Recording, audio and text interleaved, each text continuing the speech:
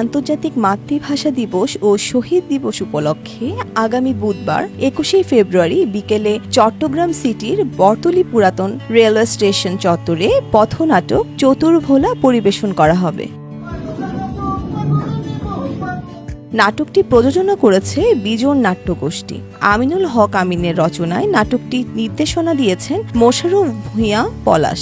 নাটকটির বিভিন্ন চরিত্রে অভিনয় করবেন পুতুল চৌধুরী, নাসরিন হীরা, বীণা দাশগুপ্ত, আওয়াল খান শাহীন, মোশাররফ ভূঁইয়া পলাশ। প্রসঙ্গত, আন্তর্জাতিক মাতৃভাষা দিবস ও শহীদ দিবস উপলক্ষে বাংলাদেশে পথনাটক পরিষদ চট্টগ্রামের আয়োজনে ২১শে পথনাট্যোৎসব ২০২৪-এ একই স্থানে একই সময়ের পরপর আরও ৫টি নাটক পরিবেশিত হবে।